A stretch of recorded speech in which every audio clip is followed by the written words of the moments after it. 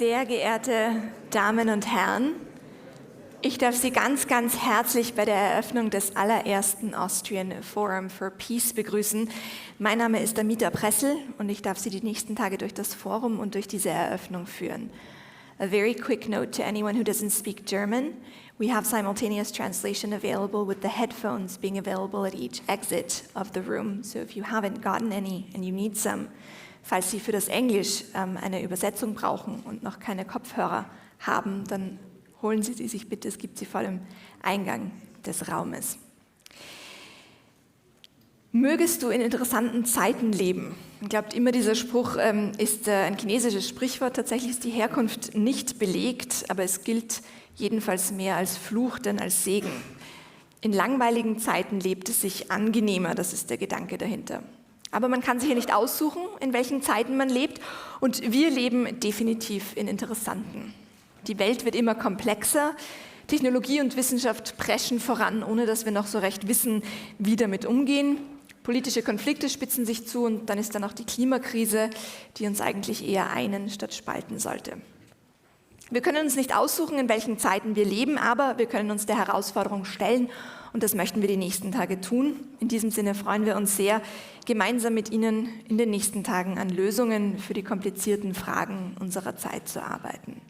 Wir freuen uns, Ihre Erfahrungen einzubeziehen, Ihre Ansätze, Ihre Perspektiven zu hören und wir freuen uns, dass so viele der besten Köpfe auf dem Gebiet der Konfliktlösung und Friedenserhaltung unserem Einladung gefolgt sind.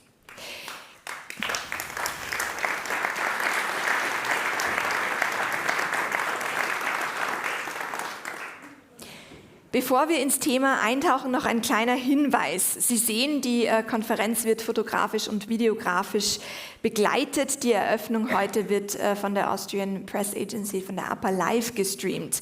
Falls Sie auf keinen Fotos oder Videos zu sehen sein möchten, können Sie uns das für die Workshops und für die geschlossenen Sessions sehr gerne mitteilen und wir nehmen darauf Rücksicht. Für die offenen großen Sessions können wir das leider nicht tun. Da würden wir Sie einfach bitten, da selber drauf zu achten.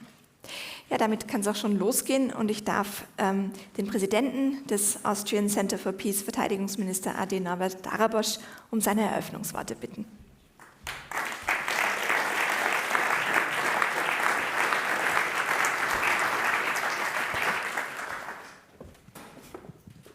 Ladies and Gentlemen, meine Damen und Herren, es ist für mich eine Ehre, dieses erste Friedensforum hier in Schleining eröffnen zu dürfen, beziehungsweise Sie begrüßen zu dürfen. Es war ein hartes Stück Arbeit, aber ich glaube, es wird sich auszahlen, das wird man nach diesen Tagen sehen. Sehr geehrter Herr Landeshauptmann Hans-Peter Doskozil, sehr geehrter Herr Landesrat Heinrich Dorner, sehr geehrter Herr Landesrat Leo Schneemann, sehr geehrte Frau Landtagspräsidentin Verena Dunst, sehr geehrter Herr Präsident Walter Demmel, irgendwo, danke. Liebe Abgeordnete, ich sehe die Grünen-Chefin Petrik unter uns, aber auch einige andere Abgeordnete und sehr geehrte Botschafterinnen und Botschafter aus 3 Kontinenten.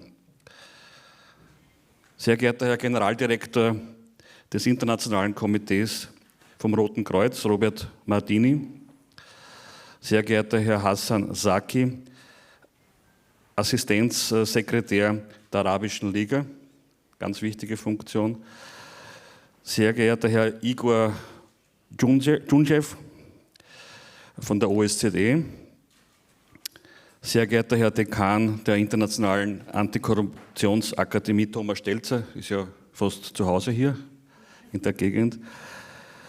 Sehr geehrte, das ist auch sehr wichtig für mich, sehr geehrte Unterstützerinnen und Unterstützer aus der Privatwirtschaft, sehr geehrte Beiratsmitglieder des ACP.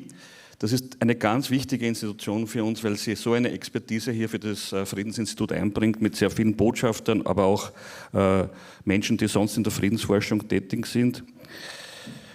Liebe Partner und Freunde des ACP, sehr geehrte Damen und Herren, und Sie sehen schon, die Liste ist lang, die Begrüßungsliste. Ich hoffe, jetzt habe ich niemanden Wichtigen vergessen. Ich glaube nicht, alle sind sehr wichtig hier. Es ist ganz wichtig für uns, auch so zu zeigen, dass sie beim ersten Friedensforum, das ja eine Einrichtung werden soll, die auch längerfristig hier in Schleining beheimatet ist, dass sie hierher gekommen sind. Es freut mich sehr zu sehen, dass so viele Menschen gekommen sind. Wir sind voll eigentlich, wenn man so durch die Gegend schaut oder auch bis zur Tribüne hinaufschaut. Und wir werden insgesamt über 400 Leute haben in diesen 3,5 Tagen. Das ist schon, glaube ich, für einen Staat ein ganz wichtiges Signal. Als ich das letzte Mal in diesem Saal eine große Veranstaltung eröffnen durfte, war es anlässlich der Feierlichkeiten zum 40-Jahr-Jubiläum des österreichischen Friedenszentrums im Oktober 2022. Also das ist über 40 Jahre her, 41 Jahre, und möchte hier auch die Gelegenheit noch einmal ergreifen und mich bedanken beim leider schon verstorbenen Gerald Mader, der dieses Institut aufgebaut hat und mit Visionen erfüllt hat, wo am Anfang niemand geglaubt hat, dass diese Visionen irgendwie einmal auch umgesetzt werden können.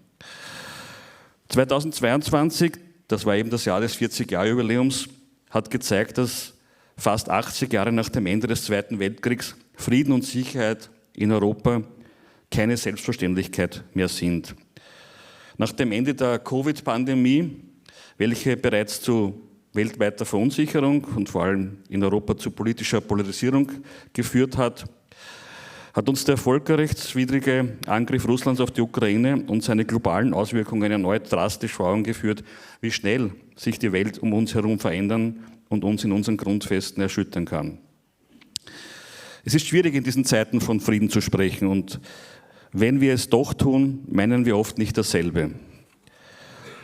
Auch der menschengemachte Klimawandel und die rasant schnelle voranschreitende Entwicklung am Technologiesektor, Stichwort künstliche Intelligenz, verändern unsere Welt und beeinflussen globale Krisen sowie unser individuelles Sicherheitsgefühl maßgeblich.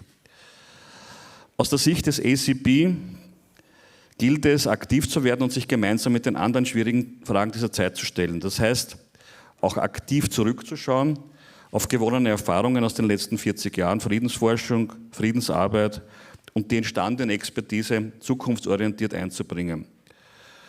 Zukunftsorientierung allen Widrigkeiten zum Trotz ist die Devise dieser Konferenz. Zukunftsorientierung, um gemeinsam den komplexen globalen Herausforderungen zu begegnen und neue Strategien für Friedensförderung, Konfliktprävention und Konfliktlösung zu entwickeln. Dazu werden beim Austrian Forum for Peace, also bei dieser Veranstaltung, in den kommenden 3 Tagen zahlreiche nationale und internationale Expertinnen, Wegbegleiterinnen und Partnerinnen aus Wirtschaft und Praxis zusammenkommen, um in Plenarveranstaltungen sowie geschlossenen Workshops nach neuen Antworten zu suchen. Erste Ergebnisse werden dann am letzten Nachmittag der Konferenz präsentiert werden. Ich möchte mich herzlichst bedanken bei all jenen, die das Friedensforum 2023 ermöglicht haben. Allen voran beim Land Burgenland, bei Landeshauptmann Hans-Peter Doskozil. Ohne ihn wäre das nicht gegangen, sowie beim Bundesministerium für Bildung, Wissenschaft und Forschung. Weiters bedanken möchte ich mich bei den Sponsoren, und ich möchte sie auch namentlich nennen, weil es nicht selbstverständlich ist, dass man so ein Projekt auch begleitet. Bank Austria, Bank Burgenland, BDO Austria, Burgenland Energie, Wirtschaftsagentur Burgenland, Generale Versicherung, Landesimmobiliengesellschaft KPMG, POR, Raiffeisen, Siemens, Ströck, Unger, Wiener Städtische und der Wirtschaftskammer Burgenland. Last but not least bedanke ich mich bei unserem Team, beim Direktor Moritz Ehrmann und bei seiner Stellvertreterin, die die Hauptlast für diese Veranstaltung getragen hat, Eva Huber. Und es waren schon sehr harte Monate mit einer großen Herausforderung für die Organisation neben der täglichen Arbeit. Ich wünsche Ihnen allen einen spannenden Eröffnungsabend heute beim Austrian Forum for Peace 2023. Und ich möchte vielleicht abschließend noch sagen, unser Ziel ist es auch, und das ist auch ein Grund, diese Veranstaltung hier durchzuführen, als Player in der Friedensarbeit international wahrgenommen zu werden. Wir werden das, Aber ich glaube, dass da noch Potenzial nach oben ist und ich hoffe, dass diese Veranstaltung auch dazu beitragen wird. Danke herzlich für Ihr Kommen und ich wünsche Ihnen schöne Tage und ertragreiche Tage für die Friedensarbeit in Österreich, in Europa und international. Danke vielmals.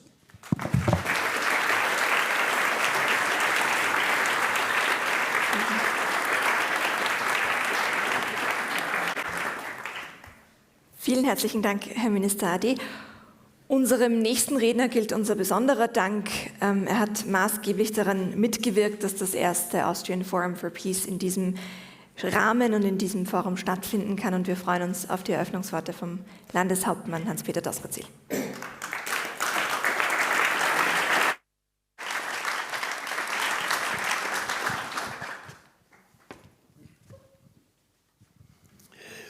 Ja, sehr geehrter Herr Präsident, Herr Generaldirektor, liebe Botschafterinnen, liebe Botschafter, Regierungskollegen, Frau Präsidentin, liebe Gäste hier in Schleining, dass wir hier und heute in Schleining ein Friedensforum veranstalten oder dass wir uns zu einem Friedensforum treffen, kommt nicht von ungefähr. Das Burgenland hat in seiner 100-jährigen oder über 100-jährigen Geschichte sehr viele leidvolle Erfahrungen auf der einen Seite mit dem Thema Krieg, aber dann natürlich auch sehr positive Erfahrungen mit dem Thema Frieden gemacht. Ist doch das Burgenland im Anschluss oder aus dem Ersten Weltkrieg heraus auf Basis der Friedensverträge von Saint-Germain, der Venediger Protokolle entstanden. Wir waren vielleicht nicht glücklich mit dieser Lösung, als Bundesland entstanden zu sein, damals ohne wirkliche Hauptstadt einen Prozess auf sich zu nehmen, einen Prozess der Suche nach Identität, einen Prozess, dem Bundesland Burgenland auch diese Bedeutung zu geben, die es heute hat. Und da haben wir auch während dieser 100 Jahre viele leidvolle Erfahrungen, zwar im Herzen Europas befindlich, aber trotzdem sehr lange am Eisernen Vorhang auch befindlich gemacht, haben verschiedenste Krisen auch, die in Europa stattgefunden haben. Ich darf nur an den Ungarnaufstand erinnern, an die beispielsweise auch vor Jahren stattfindende Flüchtlingskrise erinnern. Und wir haben, zumindest wir im Burgenland, haben unsere Lektion gelernt. Wir haben es gelernt, einerseits auf Augenhöhe, sich gegenseitig achtend, mit Respekt miteinander umzugehen, weil wir genau wissen, wie wichtig dieser Umgang miteinander ist, um friedvoll, ohne Vorbehalte nebeneinander, auch mit unseren Volksgruppen hier im Burgenland leben zu können. Und es kommt nicht von ungefähr, wenn Sie beispielsweise auf dieses Plakat hier blicken, wenn Sie den Kranich sehen und die Bedeutung dieses Kranichs sich vor Augen führen, der gefaltet wurde 1945 von einem Mädchen in Hiroshima nach Abwurf der Atombomben. Und auch in Schleining ist einer dieser damaligen 1000 Kraniche, die gefaltet wurden, hier beheimatet. Ein Kranich, der irgendwie nach dem damaligen Krieg und Bombenabwurf auch dafür steht, für eine Sehnsucht nach Frieden, für eine Sehnsucht, dass Krieg niemals passieren sollte und für einen persönlichen Wunsch dieses Mädchens, wieder gesund zu werden. Wir alle hier sind eine Generation und wir sind in einer Generation und in einem Zeitgeist in Europa aufgewachsen, der, so wie wir bis vor kurzem geglaubt haben, frei von Konflikten, frei von Kriegen ist, wo wir viele andere Themen zu bewältigen haben und gegenwärtig noch bewältigen werden müssen.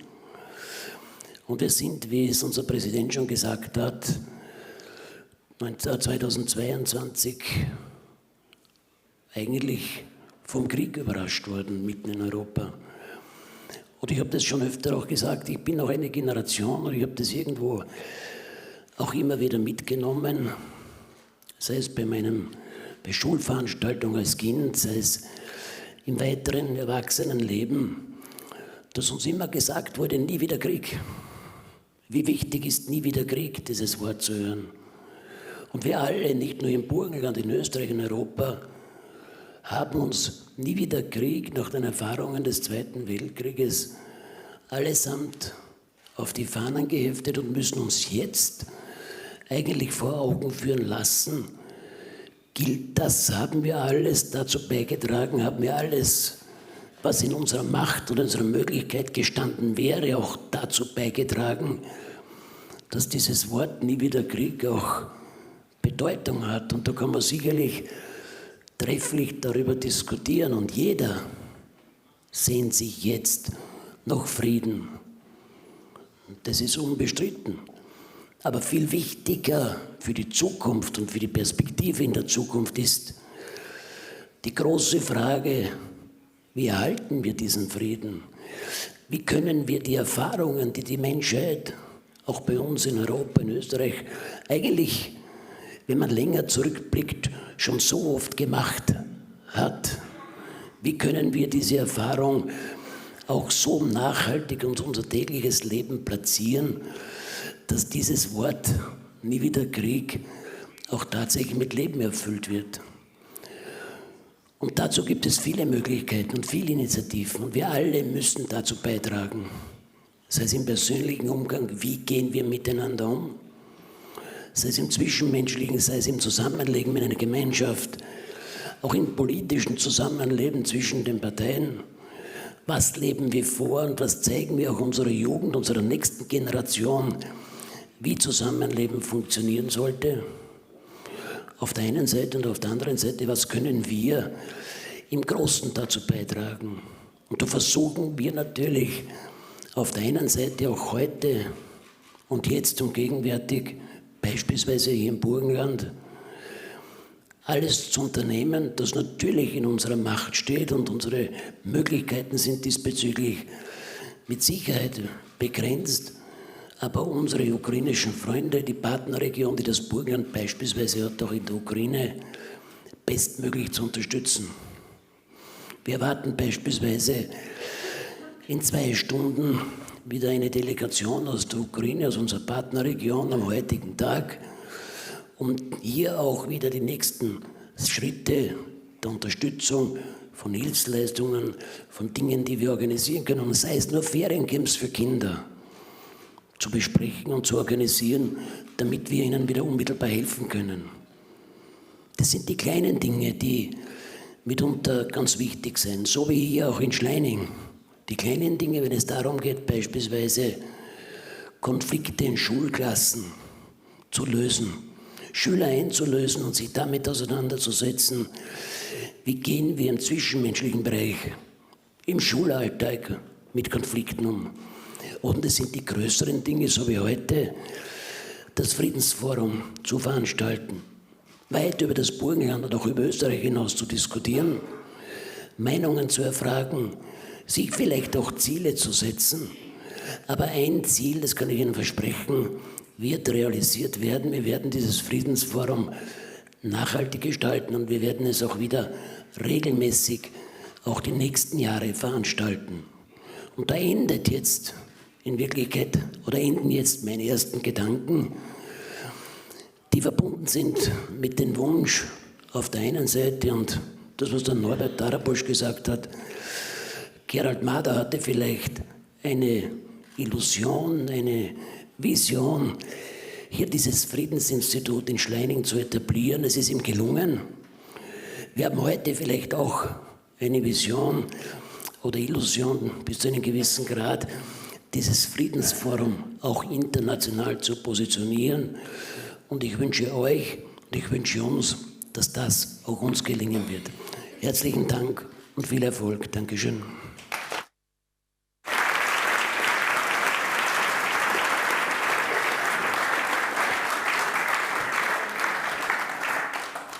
Vielen herzlichen Dank, Herr Landeshauptmann. We will be conducting the rest of the session in English. We are very excited to have a message from somebody who could unfortunately not be here with us today, but who left us a few of his thoughts. UN Secretary Antonio Guterres left us a greeting, and it will be read by the Deputy Director of the Austrian Center for Peace, Eva Huber.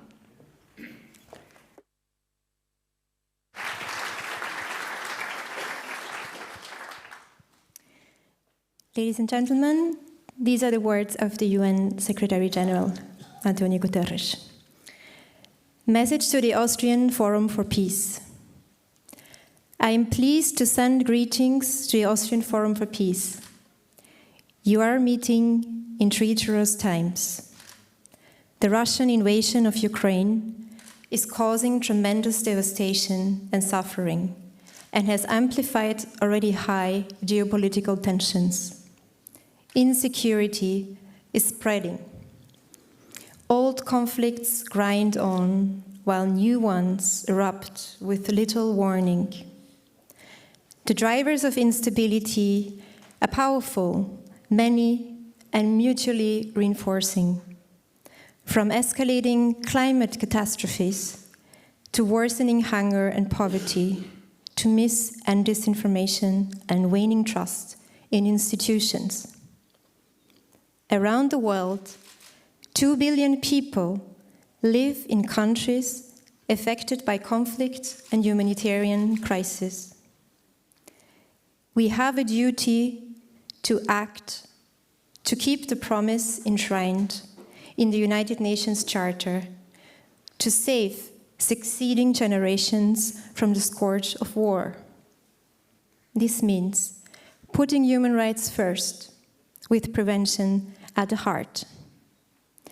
It means taking a holistic view of the peace continuum that identifies root causes and stops the seeds of war from sprouting.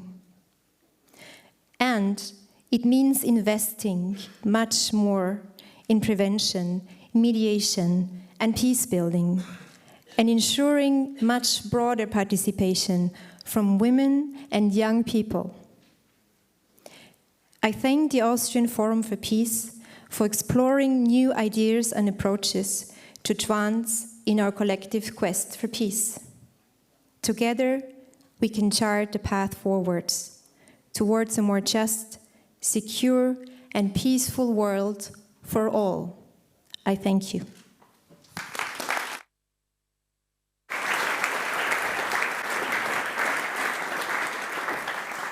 Thank you so much, Eva.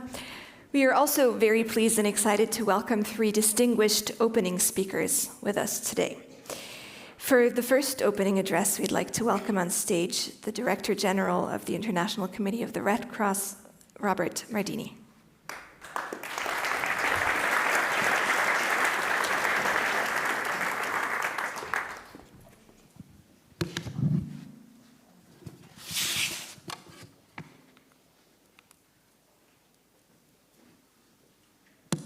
Technology. Dear Governor, Ministers, Excellencies, ladies and gentlemen, it is an honor and a pleasure to be here today and to address such a distinguished and diverse audience. I'd like to thank the Austrian Center for Peace for the invitation and for having the International Committee of the Red Cross present here. Questions around the future of peace are as vast as they are timely. Almost 1.5 years since a full-blown international armed conflict is raging in Ukraine, between Russia and Ukraine. And this conflict is continuing to shaking the world at its core. Such existential questions rightly concern all of us. Humanitarian aid, obviously, can never be a substitute for durable political and economic solutions. We are neither peacemakers nor politicians.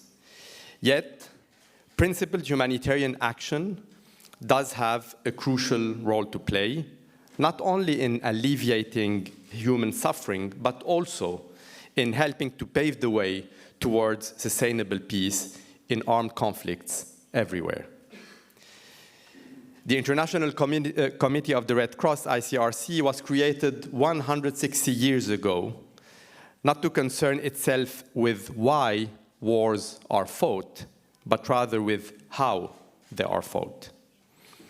Mandated by the Geneva Conventions, our mission has always been to alleviate the suffering of people and communities affected by armed conflict and other situations of violence, and as far as possible, help to prevent such suffering from happening in the first place.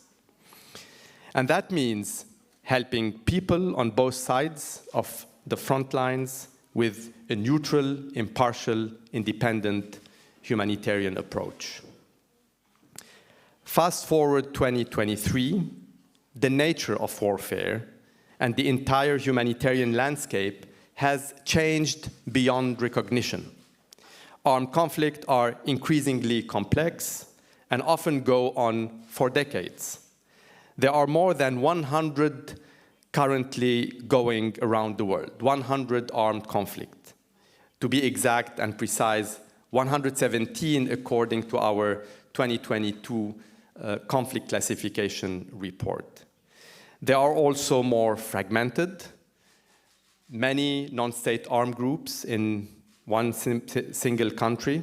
They are more urbanized. They are hitting hard people living in urban centers, very often densely populated areas where explosive weapons are taking its toll on people, on communities, on infrastructure.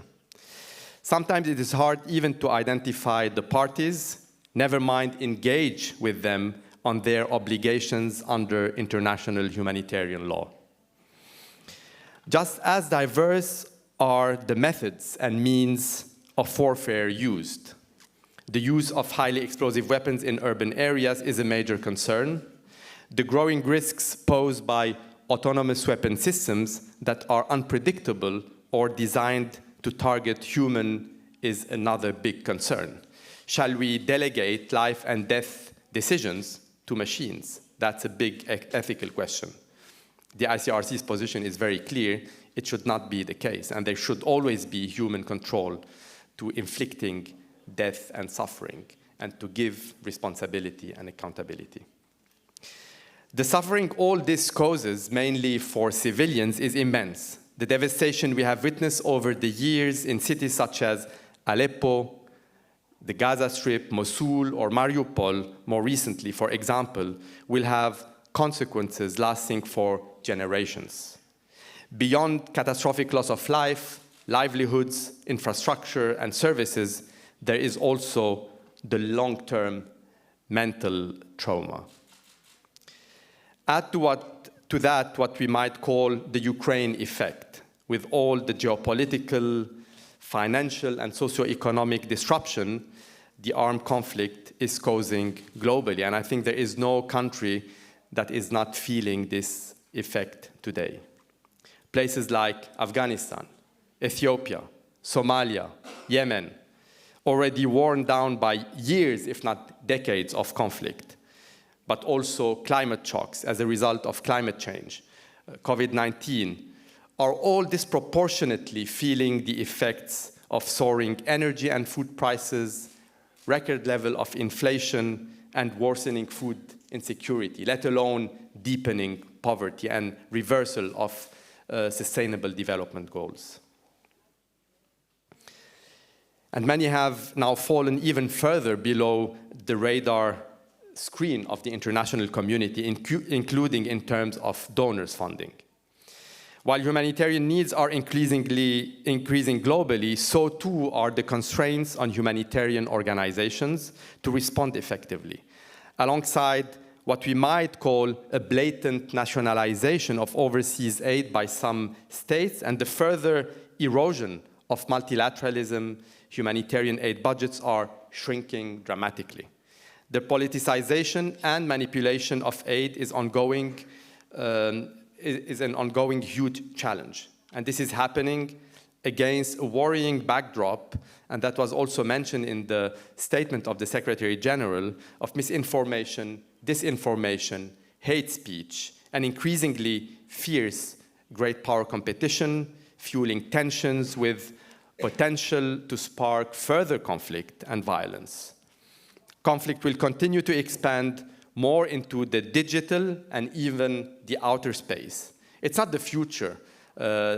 Conflict overspilling into the digital space, unfortunately, is the reality of today's warfare, with cyber attacks on the rise, making critical civilian infrastructure and services even more vulnerable and also in the line of fire, disrupting critical services for civilian population. So overall, the ICRC has seen a vastly changed humanitarian landscape in its time, but some things have remained constant. The relevance of international humanitarian law, IHL, and with it, the role of principled humanitarian action may often be misunderstood and maligned today. You are either with us or against us, is a common refrain we hear from parties to the conflict across the world. Yet, IHL and the fundamental principles of the Red Cross and Red Crescent movement are the bedrock of our humanitarian action, and we firmly believe they are more important than ever today as before, given the turbulent landscape you are dealing with. While the ICRC is not focused on peace building or peacemaking as such, the way we work, engaging in dialogue with all parties to conflict, can help build trust and confidence and ultimately create opportunities for peace. The services and systems we support and strengthen over the years, systems of protection, water, health, food security, detention, and family links, may also be valuable resources in this regard. Maintaining infrastructure and social systems with national and opposition authorities effectively prioritizes respect for law, rights, and responsibility. To give a few examples, in the Russia-Ukraine armed conflict, we have visited hundreds of prisoners of war on both sides of the front line, and we continue to push for access to all of them. This work is possible only because of our commitment and adherence to neutrality, seeking a constructive dialogue with all parties that can improve the situation of victims of armed conflict. The same approach allowed us to continue our operations in Ethiopia during the conflict in Tigray, where we managed to provide vital support to healthcare facilities. In Syria, it means we have been able to deliver food and medicines to desperate communities for over a decade. In April, our teams transported nearly 1,000 detainees from all sides of the Yemen conflict back home to their families. Our work regularly entails coordinating with parties on both sides to negotiate safe passage for civilians, as we did last year in Ukraine, or more recently in Sudan, when we facilitated the evacuation of almost 300 orphans and their carers to a safe location outside Khartoum when they were dying without access to food, medicines, and being very much in the line of fire. Our approach enabled us to facilitate the exchange of remains of fallen combatants, as we long did in Afghanistan, as we're doing today in Ukraine and Russia. And it allows us to share news with family members separated by violence, as we do in places like South Sudan and Colombia. I'd like to end with one simple message. The single most effective way to reduce suffering in war is to uphold the fundamental principle of humanity.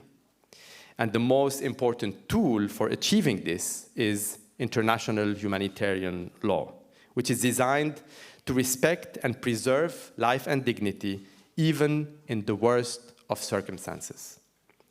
Primary responsibility for respecting international humanitarian law and ensuring respect falls to states. Armed groups or non-state armed groups are also bound by the same rules and by customary international humanitarian law. And the ICRC can only urge them all to live up to this responsibility while working to protect and assist affected people on both sides of front lines everywhere. This in itself may not guarantee peace, but it can certainly help pave the way. Thank you.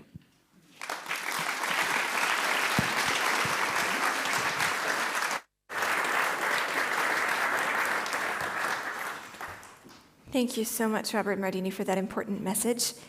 As our next speaker for our next opening address, it is our honor to hear from the Assistant Secretary General to the League of Arab States, who is also on the advisory board of the Austrian Center for Peace, Hassem Zaki.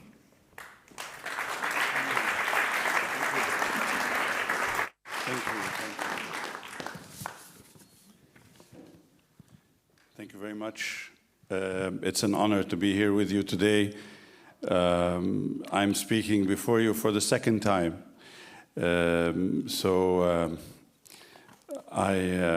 want to commend the center for its work, the director and all your team for the work, and to thank also Burgenland province for its support for this center. I am coming from a different region, and I'm not going to talk about Ukraine, sorry. I'm not going to talk about Europe also, sorry.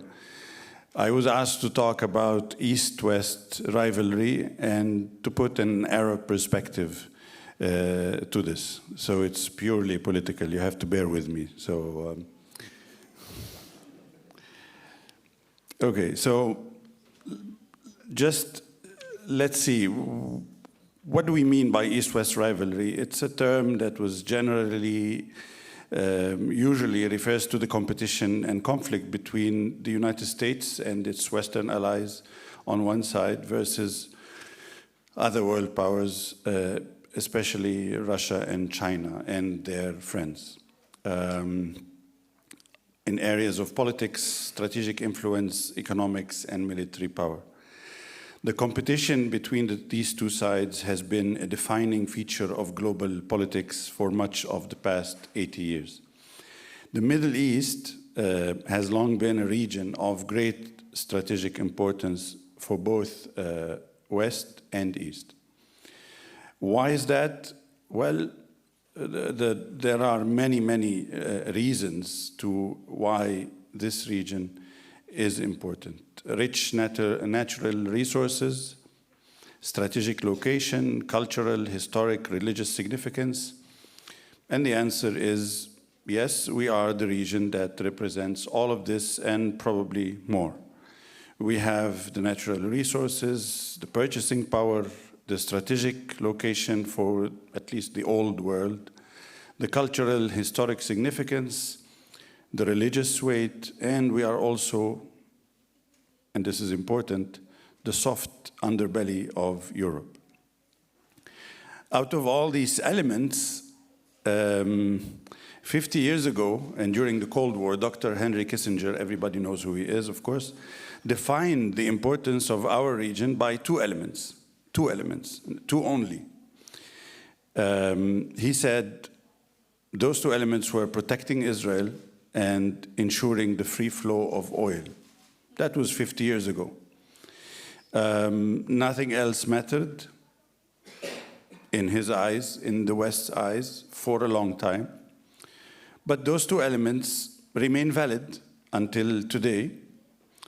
But there are new elements. And among those new elements comes one that is very, very important to you here in this continent, which is migration. And as we saw in recent examples on this continent, migration remains a very thorny issue for Europe, Europe's societies and its politicians, its governments, its representative democracies. It promotes economic stimulus as it drives economic hardships. It provokes cultural and religious tensions. And as well, it pushes political agendas. It can bring governments either to power or down and out. For Europe, migration is paramount. For us, East-West rivalry is nothing new, of course, with both sides seeking to gain influence and control over our region. So how were we in the countries of the Arab League affected by this rivalry? In a number of ways. Many Arab states have traditionally looked to either East or West for support or protection. in view of historical ties, economic interests, and military alliances, the East has collapsed almost 30 years ago. And for those who knitted ties with the West, there has been a growing sense of disillusionment. This was driven by three factors.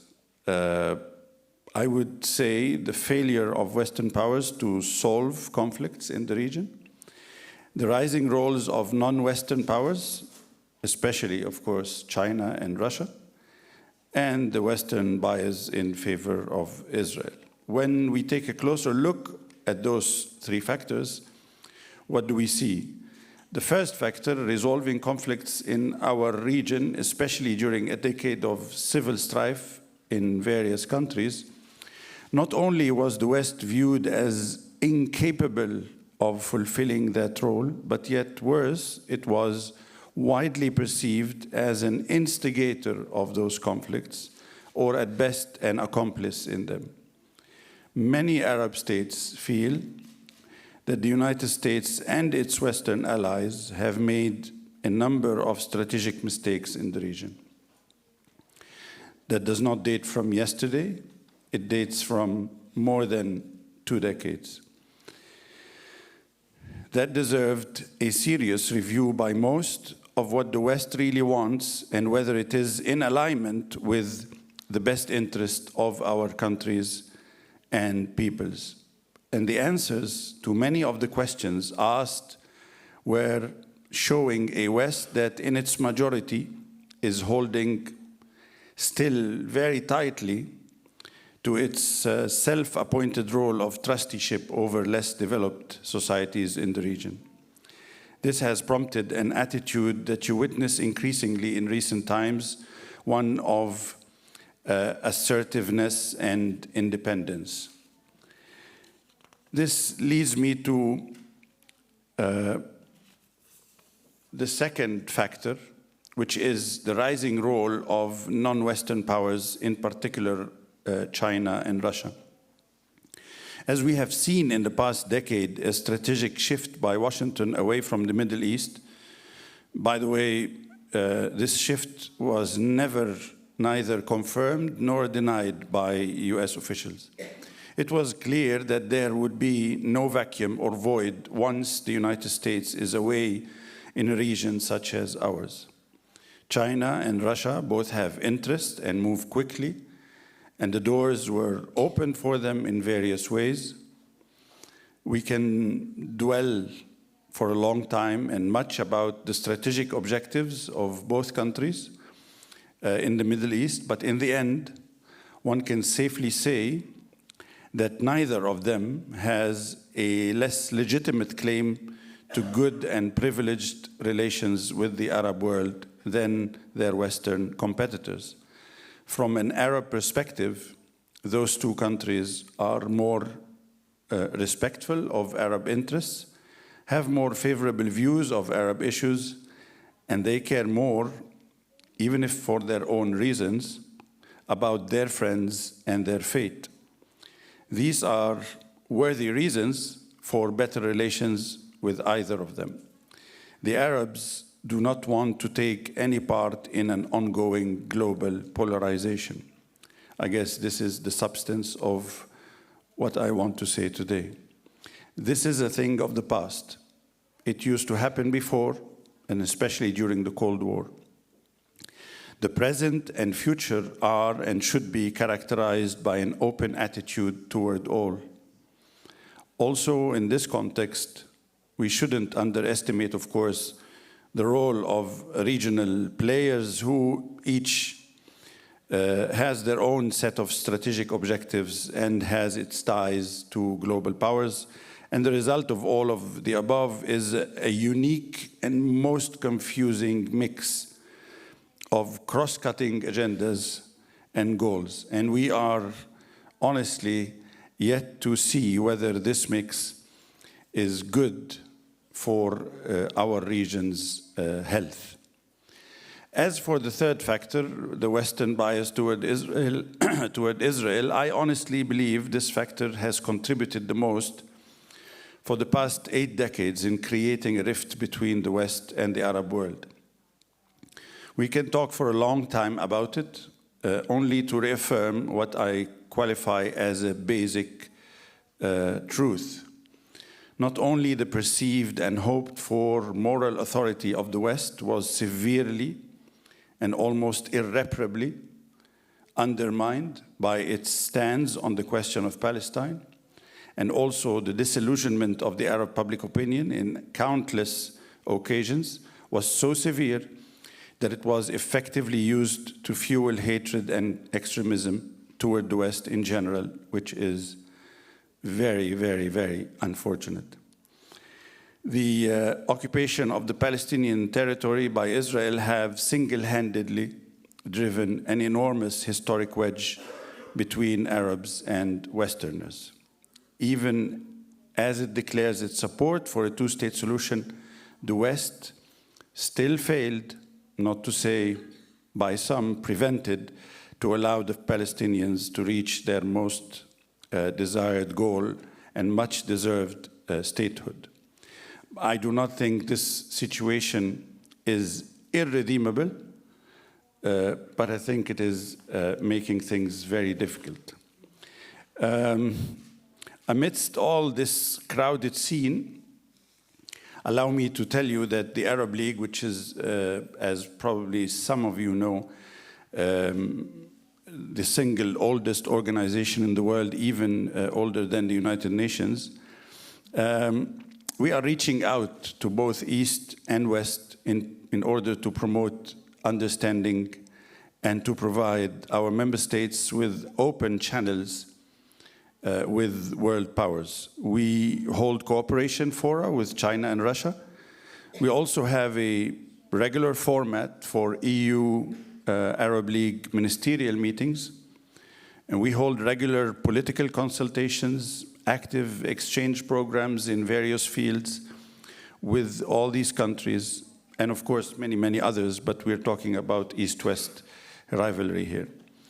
Of course, I have to confess that among all of our cooperation formats, the one with China stands out to be the most active and beneficial to all our member states, as much as it is as it holds a variety of activities that is not at all covered by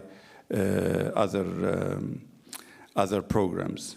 So in essence, I guess I want to conclude by saying that we care much about what is happening in Europe. Some of Europe cares a lot about what happens in our region. We know that.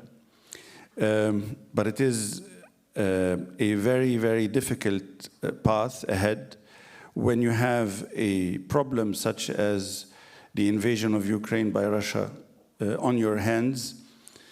You almost forget about everything else and you focus on the problem that you have in Europe. You have all the right to do that. But this is just to remind you that it is not only about Europe. You have a responsibility to look elsewhere, and the region of the Arab states, the Arab region, the Middle East, call it what you want, is your neighbor, your southern neighborhood, and it is important to reach out to this southern neighborhood and to see how best the problems of this neighborhood can be resolved, because we have really too many of them, and it is unlikely that we will be able to resolve them on our own, and it is unlikely that one side, neither West nor East, can help resolve them on its own. Those are extremely complex situations. So my call for you is always keep in mind that good neighborliness necessitates caring about your neighbor. Your southern neighbor is in need of your care. So please bear this in mind whenever you talk about strategy and politics and world politics and East-West rivalry. Thank you very much.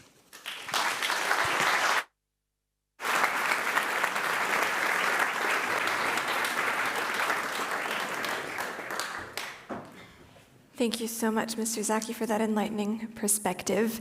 Finally, for our last opening address, we look forward to hearing from Igor Djundjev. He is the chairperson of the OSCE Permanent Council and ambassador of North Macedonia to the OSCE.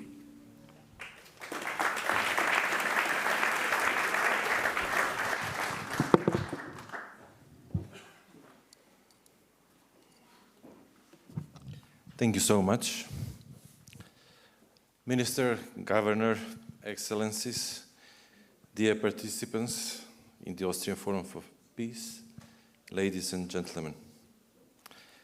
At the outset, please allow me to express my gratitude to the Austrian Center for Peace and Conflict Resolutions for this kind invitation.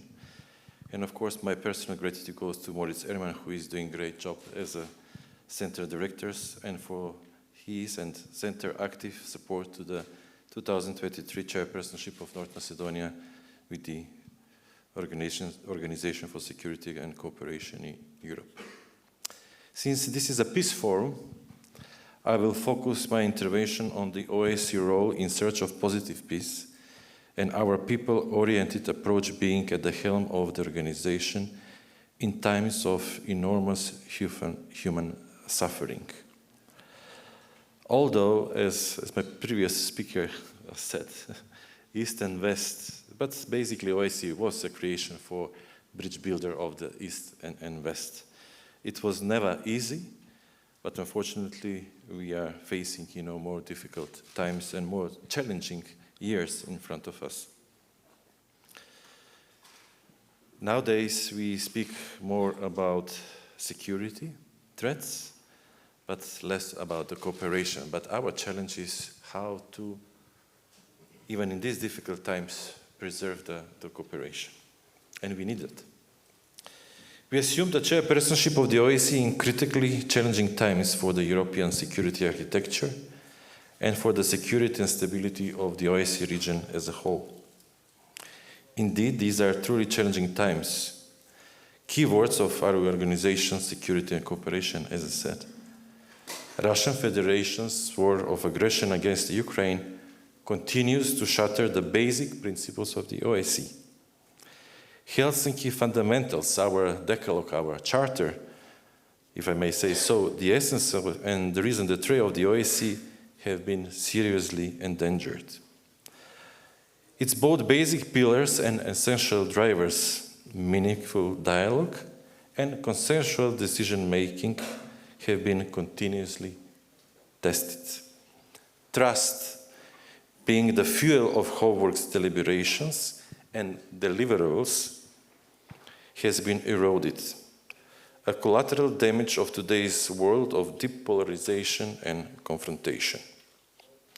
And legitimate questions appear on how do we, participating states, but of course the chairpersonship, is managing to preserve key processes, keeping the organization alive in times when its relevance is being severely questioned. Let me put one answer from our perspective. We need the OSCE and effective multilateralism today more than ever. As we could see, OSCE continues to deliver in times of crisis and war. And of course, it can do even more in times of peace. Therefore, it is our duty to preserve its functions, its tools, its capacity. As chairpersons in office, we are driven by this objective and we follow our endeavor to uphold our commitments, to preserve the functionality of the organization, and seek avenues to restore a meaningful dialogue. Easy to set, difficult to manage. However, as we stated on many occasions, we will not compromise on our principles. Meaningful dialogue can only be in line with those principles with international law, a product and facilitator of a rule-based international order. The war of aggression against Ukraine is an impediment to all, to trust, to dialogue, to agreement. It has to stop to provide space for trust over mistrust, dialogue over stalemate, and cloak and collaboration over confrontation.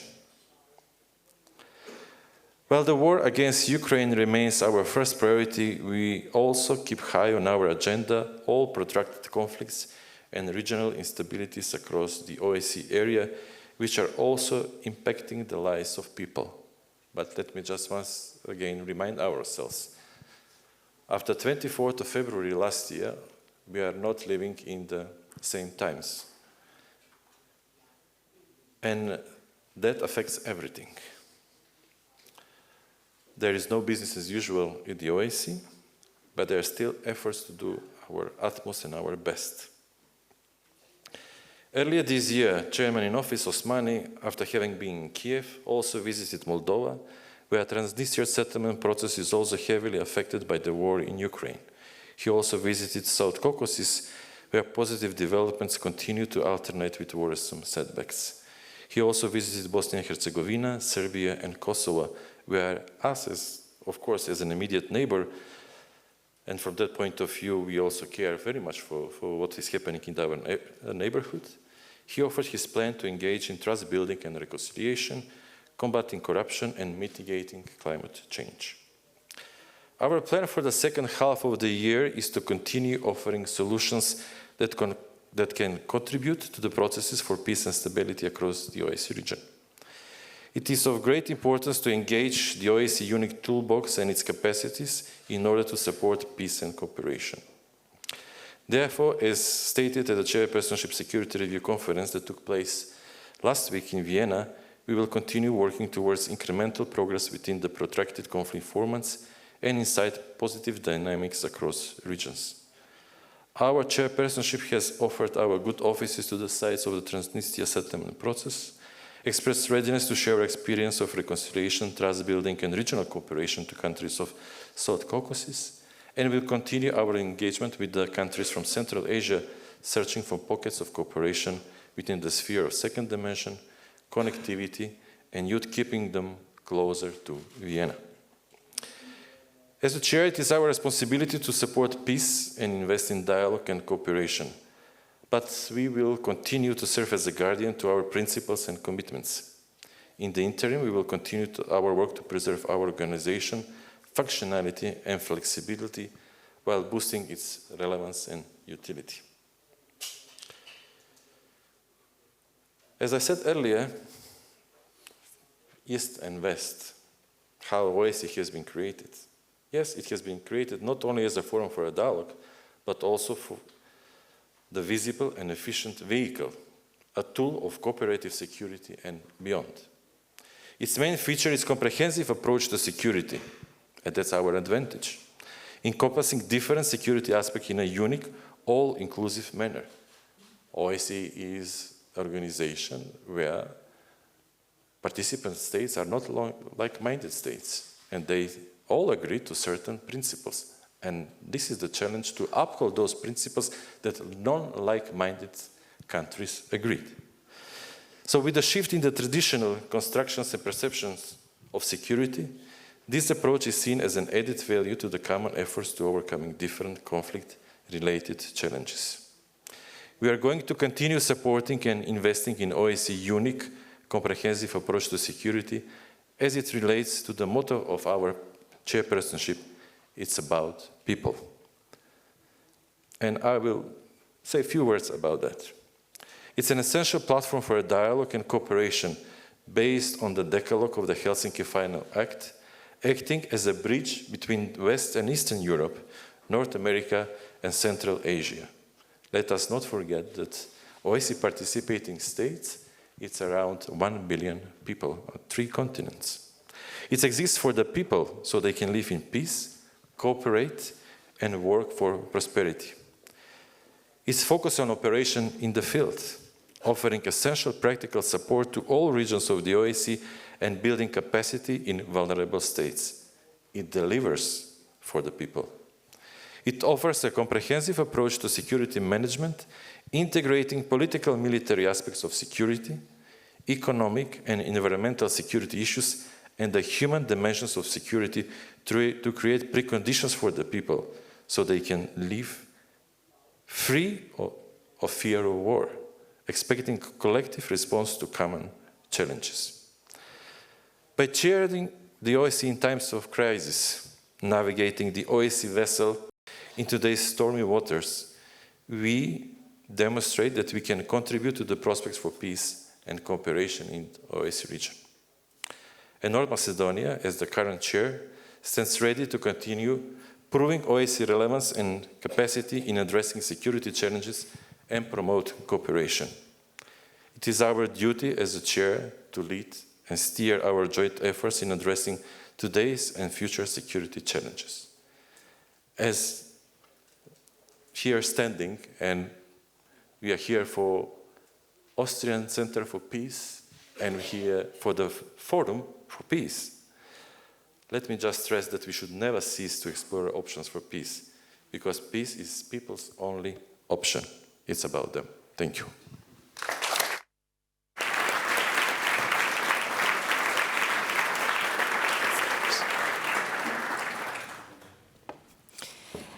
Thank you so much, Ambassador. Thank you to all our opening speakers. We're going to spend the next few days diving into solutions. But before we do that, we'd like to first define the challenges to peaceful coexistence in a world of re-emerging system rivalry. And to do that, please join me in welcoming on stage our distinguished panelists. We have Deputy Managing Director and Director for Values and Multilateral Relations at the European External Action Service, Ambassador Christina Kokkinakis. Please join me on stage.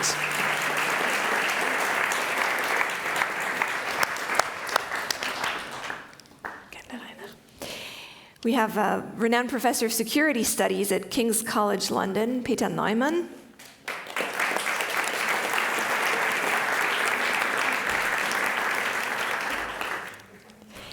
The editorial director of German public service radio and television broadcaster Bayerischer Rundfunk, Dr. Susanne Glas.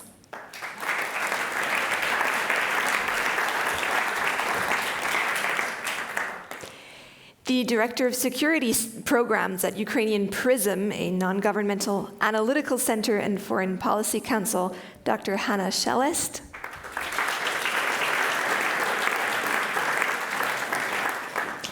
And finally, the director of the Austrian Center for Peace, Moritz Ehrmann.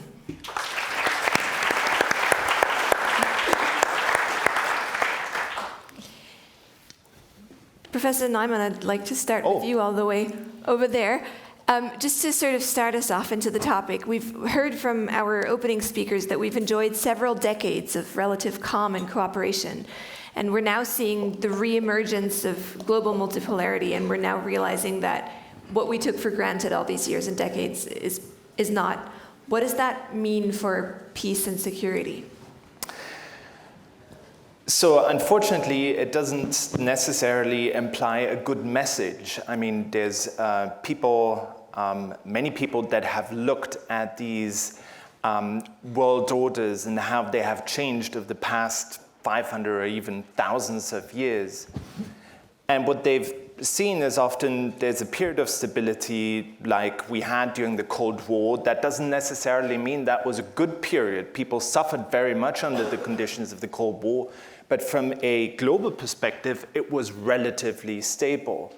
Then that order fell apart, and you had a different order replacing it. Some people say we had a period of unipolarity with America and the West dominating the world. Not everyone liked it so much, but that's what it was. But now I guess we're going into another era. And it is quite clear you don't necessarily have to be an advocate of multipolarity to recognize that there are challenges to that order emerging. Most importantly, China, of course, but there may be others too. And right now, we are in this seemingly confusing period of where we realize the order is changing, but we do not yet know what new order will be at the end of that process. And unfortunately, as people like Graham Allison and others have shown in the past, these periods are always quite troublesome periods. They are periods where wars take place because the people whose order is being challenged don't necessarily like it, and the challenger needs to make a point. And so I unfortunately expect that over the next few years and perhaps even decades, we will see more tensions and conflicts. And already people are talking about, yes, we're seeing terrible things happening in the Ukraine, but perhaps the next stop will be a conflict in East Asia. And so I do think that rather than a more peaceful period, probably what's going to lie ahead in the next few decades is probably more conflict, which makes it even more necessary that we talk about the conditions for peace. We've heard the date mentioned before, the 24th of February 2022, I think for most observers and analysts was the defining day where we realized we have now entered a different era. Dr. Schellest, what is the larger significance of this war happening in Ukraine? What will the outcome of the Russian invasion, of the Russian aggression in Ukraine mean for the global community and the global order as we know it? Thank you for the question. I very rarely do it, but let me start with just 4 lines of the poetry, and then I will explain you why, and that's really have the relevance to what we're discussing today. Sorry, it will be rough translation from the Ukrainian that I'm doing right now. The air raid is all around the country. It feels as the whole people is led for the shelling. However, the target is only one, mostly that one who is on the front. Today, it is not you. Stand down, all clear. This poetry is of the 36-year-old Ukrainian writer who was killed 2 days ago. 2 days she spent in the hospital, and we hoped that she will be alive. She was well translated, renowned at all international festivals. She could spend her time in her Paris residence where she should be in a week. But she was with the Colombian writer, journalist, and the politician in Kramatorsk having dinner just in the pizzeria in the evening. This pizzeria is very well known among the international journalists, and it was so-called Russian precise Iskander missile. How precise you can imagine, certain people killed, 60 wounded, and she's just one of those 13. She was 36 years old. She could spend her time differently, as well as her Colombian colleagues. That's why, I really didn't like when we started from this East-West. It's not about East-West anymore. For me, that is something back from the Soviet time.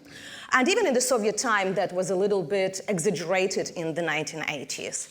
But now, when we are talking about the wars, about many of the current wars, it's not about Russia or the United States. It's about a choice of values. And these values are not only democracy, because definitely when I come to some of the Asian countries, they feel about democracy probably different than when I come to Sweden. But at the same time, we're speaking about rules-based order. We are speaking about the values of the human life, of the freedom, of the many other things.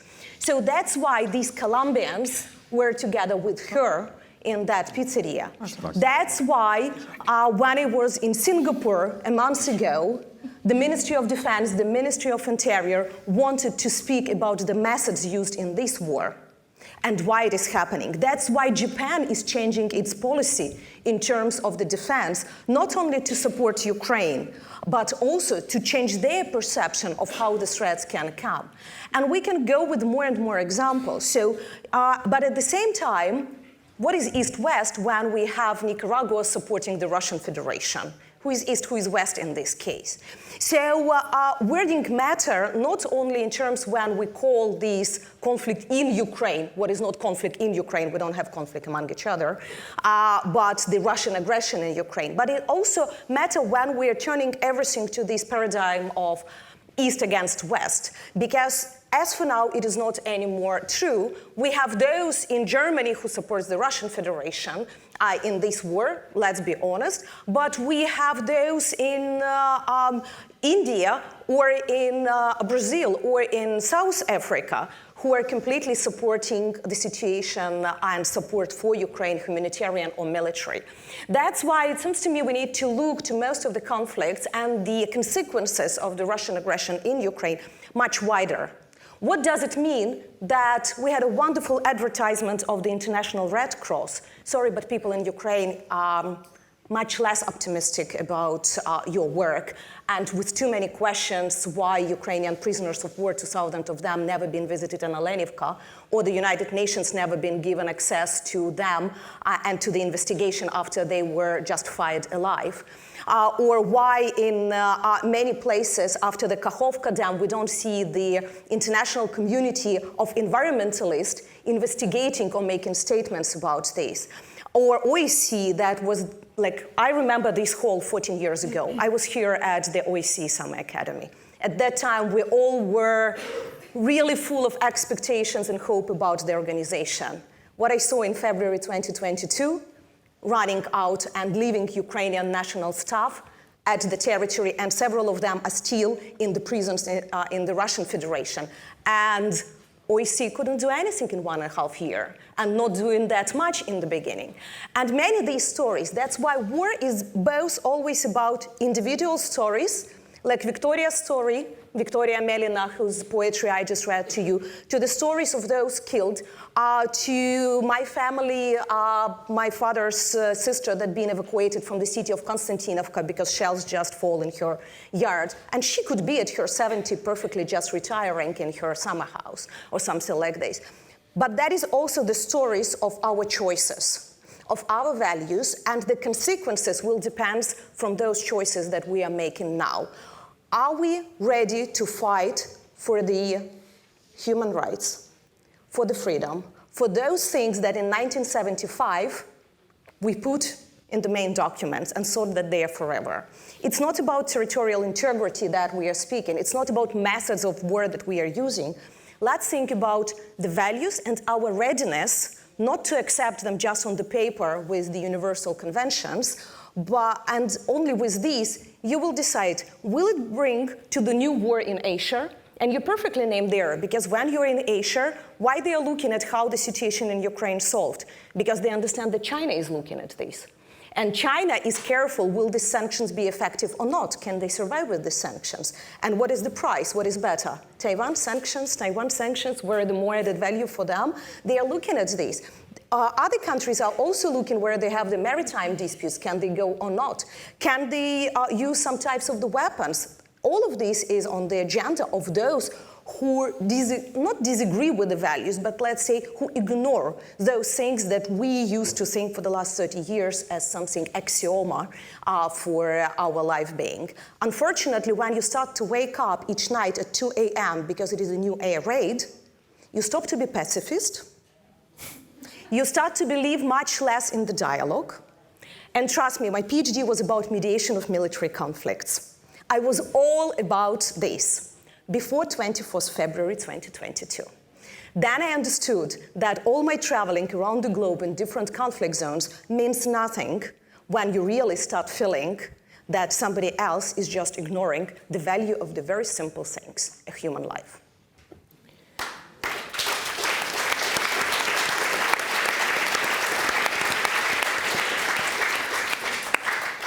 Thank you so much, Dr. Shalist, for that understandably very passionate and emotional statement. So this is really a clash of values that we're talking about at this stage. Mr. Ammon, what does peace mean even in a situation like this where it's so confrontational and so hardened that there's no perspective for peaceful coexistence in that idealistic sense of the term?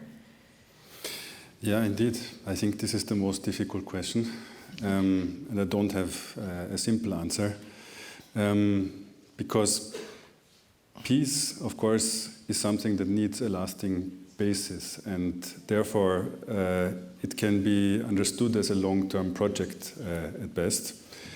We all, sort of those who work in the field of peace building, mediation and dialogue, woke up in shock in February 2022, and it did take us a while. I mean, I took a whole journey with some of my colleagues in the field to come out of that state of shock and to start, okay, what does peace mean in such a situation? Indeed, where also we feel concerned, because the values that Dr. Schelles just talked about also concern us. So also in a sense, we feel directly attacked by what's happening. Now, we don't feel the same personal pain that it means to be physically attacked and to see people, loved ones, harmed or killed around you. But we do feel concerned, and it is very difficult from this perspective to think about what peace actually means, because peace means, of course, that you do this peace with your enemy. That's the only point of doing peace. And this is almost impossible in a situation when the pain is still going on. Of course, those of us who are a bit further away from this pain, there is an important contribution in thinking and in action that we can do and we should do.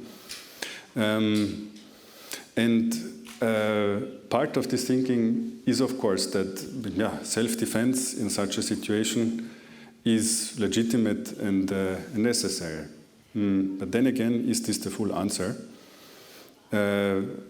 Because in the end, of course, we have to think about where this leads us also in the long run. It leads us most probably to a system of deterrence and fear, which I personally do not want to live in. So now, what can we do? One thing that we can do, sort of with an analytical empathy, how we call it, we can listen and try to understand why we came to this situation, taking into account the different perspective of those concerned, but also of those who find themselves in the middle and do not want to be in the middle. So all of this is important because our business is about incorporating and understanding, bringing together different perspectives. And then, of course, this is part of an effort to prepare for the day when circumstances are right, to look at an end to the violence and to the war, when negotiations are possible and desired and not forced upon anybody. This is not a condition that leads to lasting peace. Nobody can be asked to think about peace when a gun is put to their head. Of course, we need to learn from past experiences when we tried to engage, tried to cooperate, and when we suddenly woke up in February last year and found all of that destroyed and shattered. So this is no guarantee that we will escape such scenarios in the future, and we can look elsewhere in the world. East Asia was mentioned. But on the other hand, if we do not try this, the result is certainly, so while this is no guarantee, there's a certainty that if we do not try to engage, we will end up in a very, very polarized world. And the question is, do we want that? So now, I said peace is maybe a long-term project. It takes a long time. It can take generations. But I do think at least also a long-term, but not so far, not so distant goal should be to find a modus vivendi, including with our enemies, or those we perceive as our enemies, because also there is greater challenges that concern us all as humanity, talking about climate change, where we do need cooperation with everyone on this planet. It's a very tentative and careful definition of the word then. Ambassador Kokkinakis, something that used to be somewhat of a common ground was the Declaration of Human Rights, and in fact the European Union is joining several international organizations this year in celebrating its 75th anniversary. can it still be considered common ground? Is it still fit for the challenges that we face today in an increasingly polarized world? Yes. Well, 2023 is a year of many challenges, I would say, but also in the context of our current discussion, a year of many opportunities.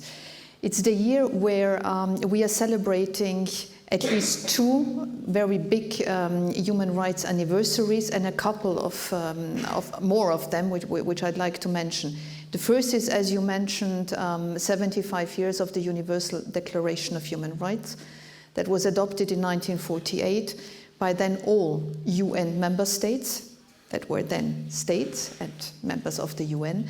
And it was reconfirmed years later in this very country, in Vienna, with the international conference leading to the Vienna Declaration Programme of Action.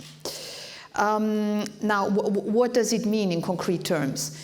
It means that we agreed globally with everyone, each and every UN member state, that human rights are universal. What does that mean? It means that human rights apply to everyone and everywhere, without any distinction of a country, of a region, without any distinction of a culture, of a religion, of anything else.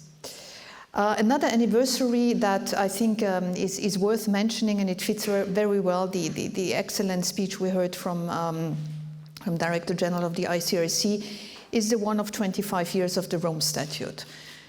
This is the statute that created the International Criminal Court. We will celebrate this on the 17th of July. And this is another element in the sense that it is about accountability, which are all based on the principle of the UN Charter of international law, but also of international humanitarian law. You were asking about the challenges. There are many challenges. Some of them relate, when we talk about human rights, to the challenges of the future. Artificial intelligence was mentioned by many speakers today. Digital and new and emerging technologies were mentioned. Climate change were mentioned. So the big question where we try to find an answer together with our partners and our friends from the South is how do we make sure that we are fit for these for these challenges? How do we make sure that the texts we have now are fit for purpose? And our answer is they are fit for purpose. When you talk about digital, very easily explained, what is it about? It is about securing safe and secure access to digital, to the internet. It is also about connectivity, which is very important and where the EU puts lots of emphasis in. But it is also about this human rights-based approach. Let me also mention one point I liked from previous speakers, that it is not so much about East and West, what we're discussing today. And this relates nicely with this concept of universality. It is not the West against the rest. It is not the EU against others or with others. It is about also not putting our friends from the South into a difficult position of needing to choose. This is not what we want. We want to work together. We want to build alliances, to build sustainable partnerships so as to reaffirm and reconfirm this fundamental principle of universal human rights. Why is it? Because human rights are about human dignity. Human rights do not belong to any state, and they do not belong politically neither to left or to right. They just belong to the question, is it right or is it wrong? And I think there the answer is very, very easy. The answer is respecting and promoting human rights is the right thing to do, and with that we will all be on the right side of history. Professor Neumann, I think, has a quick interjection, but please do applaud. There's time for that.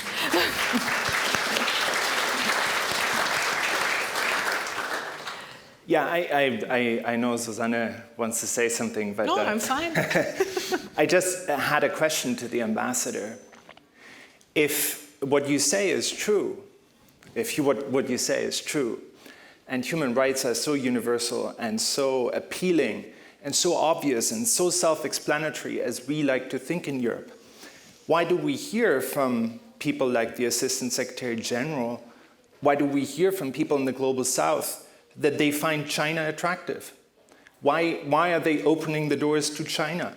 It should be obvious. China doesn't stand for the values that you described, yet all of these countries want China in. How does that square with what you just talked about? Yeah. Well, it's obviously not so easy, otherwise we wouldn't have had the discussion tonight. And I talked a lot about the challenges, and but I put it in a more positive way. Of course there are challenges, and the biggest challenge are the attacks against universality, against the interdependence of human rights, and against the indivisibility of human rights. Now, this sounds like super technical terms. What does it mean? It means that indivisibility and interdependence mean that you would both protect and promote civil and political rights. A very easy one is the right to vote, the right to assembly, but also economic, social and cultural rights, which are of paramount importance. The EU puts lots of emphasis on strengthening this ESC rights part since many years, but let me tell you that these two parts of human rights cannot, this is what we mean with indivisibility, they cannot be treated in 2023 apart. You cannot promote the right to vote without promoting infrastructure in a country. You cannot promote the right to free assembly without promoting literacy, without promoting education. This is what we understand by that. So in a nutshell, of course it's not easy. But it is a year where, as the Secretary General of the UN also put it correctly, where we want to put human rights at the center. We want to see human rights as a solution-solving tool and not as a tool that produces challenges, problems, or conflicts. And let me say that there are many studies that show you that practically all wars are based on a human rights conflict in a region, in a country, in a part of the world. So that means that this is the right approach. We need to put them back at the center. It's not easy, not at all, but it is really an offer, also from us, from the side of the European Union, to work together, so as for citizens and people to benefit from it. It's not easy. So it's a proposition to bridge this ever-growing gap. Dr. Klaas, referring to this ever-growing value divide, it feels like, looking at reporting and looking at media, it feels like these two sides of this value gap are increasingly consuming entirely different reporting, entirely different information, entirely different media universes. Do you feel as though the press is doing enough, or in general, the fourth estate in the West is doing enough to try and bring those universes that we've created together? First of all, we are not an NGO. The press is not in the role that they have to do something to bring peace, but for sure we would like to support it. But may I maybe be here a little bit the advocate of the devil? I think it's nice to discuss about peace and how to reach peace, but we will never have peace on this world. It's not possible. We will ever live in conflicts, in times of conflicts. And it's not that I like to say this, but I think it helps to be a little bit more realistic. When I started to be a young reporter, I went to the Balkan Wars. I was in the Middle East, in Israel, in Palestine. And I always said, I don't like the description war reporter. I always said I'm a peace correspondent. But after all those years, you won't have peace, but we should redefine the word maybe to say we would like to live in a world of dialogue, stable dialogues, and balances of power. I think this is maybe for me, and that the people does not have to be afraid that they will be killed in their countries. And that's peace for me. The role of the press, it's very, very difficult, because what I saw personally is that the people, they are, the news, the more and more we are reporting about it, a lot of people tell me we do not watch the Tagesschau any longer, we do not watch the ZIP. It's too much for us, we switch it off. So how do we reach the people with our messages? And again, when it comes back to a personal level, when I was a reporter, I always I always said you have to show the blood, you have to show the cruelty of a war. It doesn't help if you don't show it, you have to tell the people what does it mean. Okay, and I did this for 25 years. I never cried in the field because I had a mission. I had a lot of energy, I had a mission. And then I went back to the Bavarian Broadcasting Station in Munich and I became the head of the foreign department. And then the 24th of February came last year. And it was my department who was reporting about the war in the Ukraine, but I was not personally involved.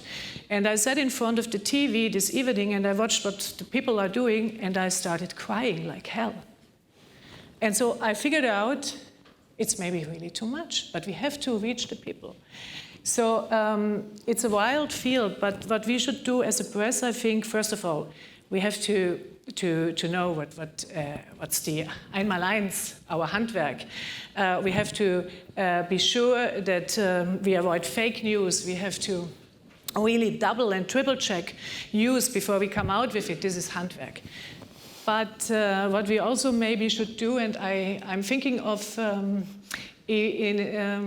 starting such a news show, is a positive show with positive news, not to be on a butterfly pink side of the world, but just to tell the people there are always good news. There are always maybe small between Palestinians and Israelis. There are so many initiatives. Just to show this, so maybe this is one part we could do as a media. I almost want to take that as a closing statement because I really want to find one optimistic nugget in this panel to close on. And I really hope you do start a show like that, and I hope people watch it because I think people might not, it's a whole thing about what people consume versus say they want to consume. But thank you all so much for adding your experience to this panel. I think also because of the time, we'll close on this slightly optimistic note. Thank you all so much for joining.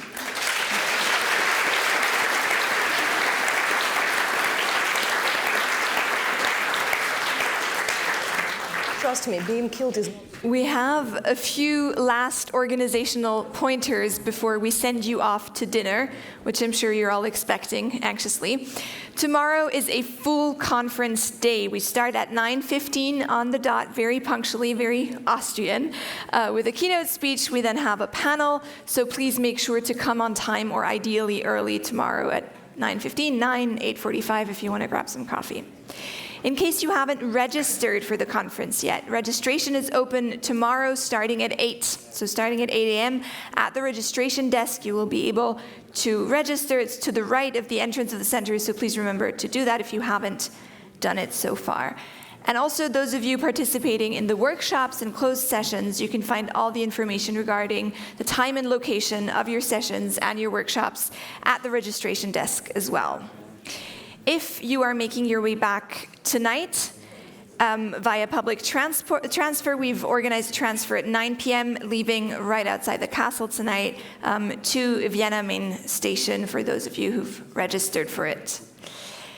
And now for the informal part of the evening, please make your way to the beautiful courtyard right outside where the Governor of Burgenland, who we've heard earlier, Hans-Peter Doskozil, is delighted to invite you to join a reception. Thank you all so much for joining tonight.